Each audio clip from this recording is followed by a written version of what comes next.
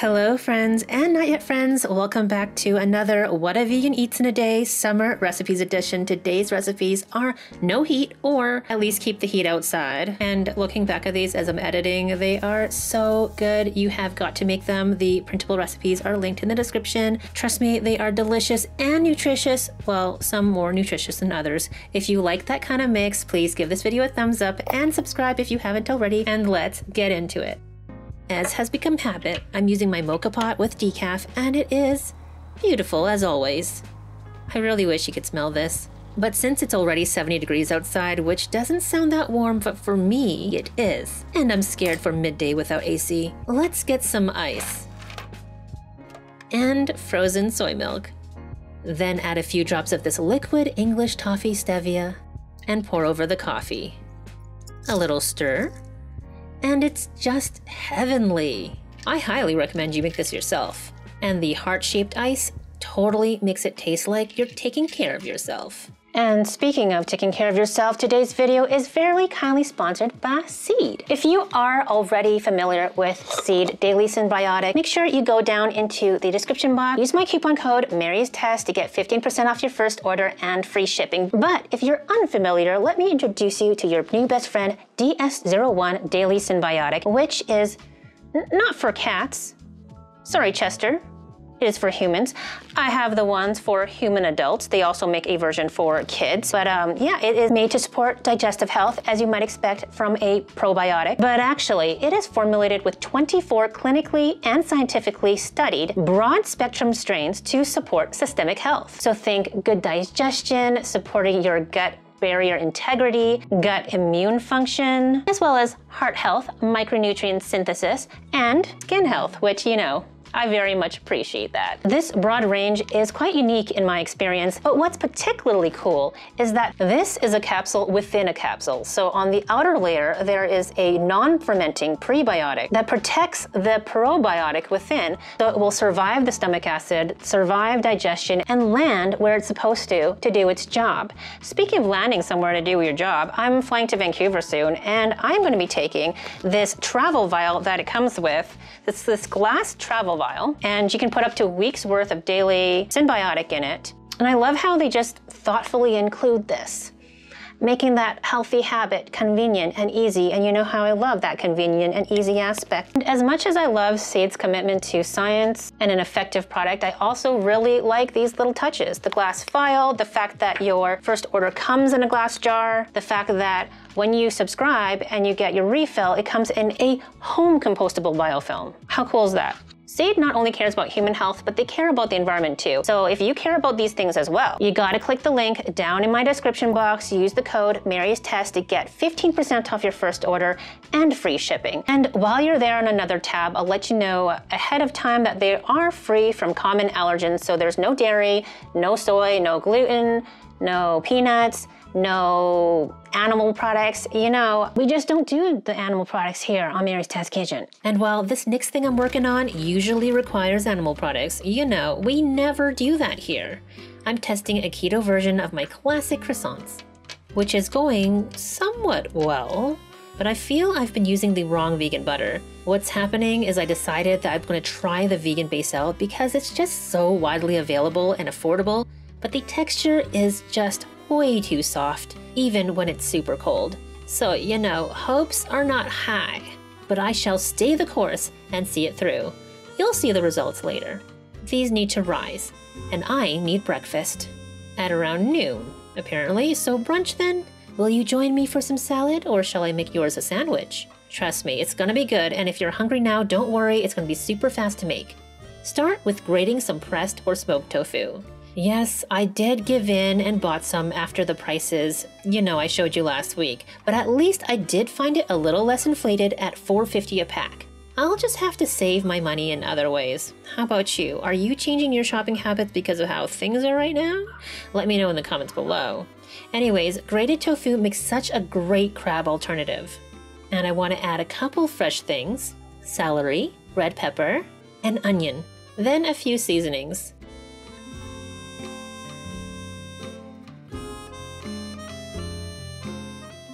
Of course, creamy plant-based mayo. This is my favorite right now. It's super thick and the flavor makes me think of a cross between classic mayonnaise, salad dressing, or Miracle Whip. Anyways, this is like very convincing, very crab salad-like, without adding any nori or vegan fish sauce or anything like that, at least to me. So you try it and let me know what you think. The printable recipe is, as always, linked down below. For myself, I'm having this salad on another salad. Then for my boyfriend, he will get a proper sandwich. Which would you have? Let me know in the comments below.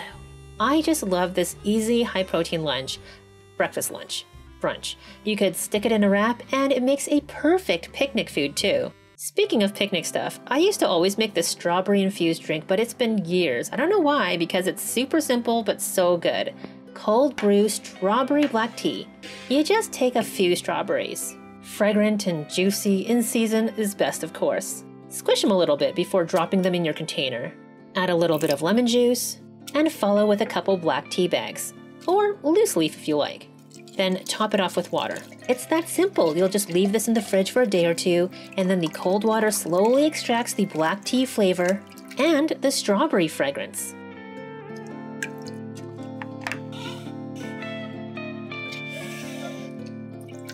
The lemon is not very detectable, but I find the strawberry is more pronounced when the lemon is there than when it's without. You could, of course, make this sweet, but I prefer without. Kind of like, you know, those bubblies, but without the bubbly. It's super refreshing, which is important if you're baking croissants on the warmest day that you've had in a while. I don't know what it is about hot, humid weather that really compels me to bake things that don't really do well in hot, humid weather, but here we are. The croissants have not risen much at all, but it is time. I applied some melted vegan basil to half of them and baked until they seemed like they pretty much, well, like this. And they do look better than I thought they would, to be honest. But inside, look how ugly that is. It is just tragic looking. But we do have to taste it. And in fact, the outer layers do taste like a croissant. I am actually astounded. The inner layers, though, I was afraid that this might be goopy and not like fully cooked or something, but it is fully cooked, even though it's kind of stretchy and weird. The thing is, it tastes almost more like seitan slices. Like, I think with a few tweaks, I could imagine a new kind of pastry, like a 2-in-1 sausage pastry thing, like a croissant with a built-in deli meat center, or at least like a new way to make deli slices or vegan chicken or vegan jerky. What do you think? Are you with me or am I out to lunch? Speaking of lunch, we kind of skipped to dinner. With these Tomorrow Foods burgers. They are a brand out of Vancouver, and sorry, they are only in Canada, I think, for now. But if you're lucky enough to be in Canada like me, they are shipping across the country. They are made with pea protein and generally good ingredients, and I like them even more than Beyond. I'm gonna flatten them out because my buns are a bit wider than this, and add a little seasoning.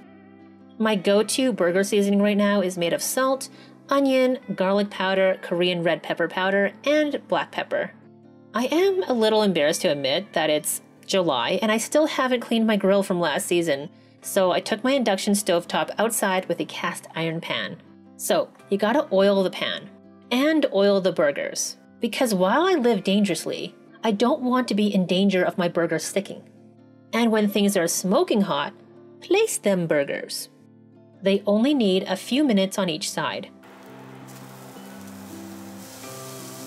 These sides haven't gotten the seasoning yet, so let's make sure they don't feel left out.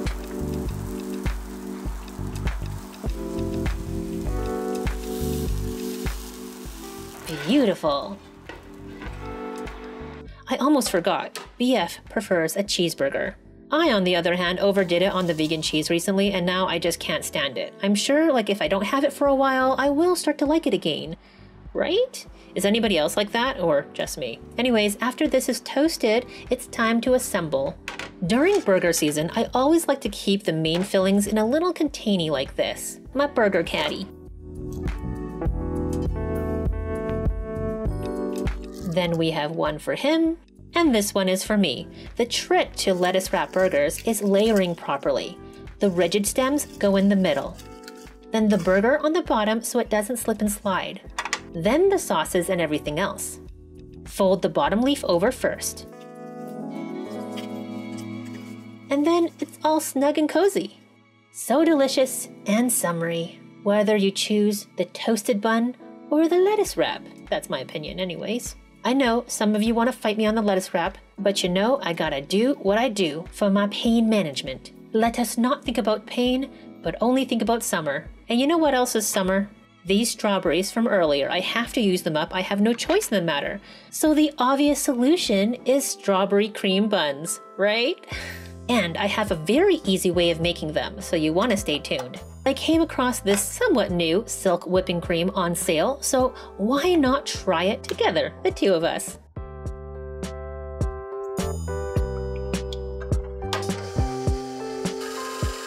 It took only a few minutes to whip into this glorious perfection. My friends, I may never make my own coconut whip from scratch again. I just have to admit this is a superior product. While I'm still very shocked, I did remember to add a little wee bit of vanilla extract and my favorite Lakanto monk fruit and erythritol sweetener. Feel free to use regular sugar if you want, and whip that in. And would you look at that? Amazing! Refrain from just eating this with a spoon because we gotta take care of these strawberries.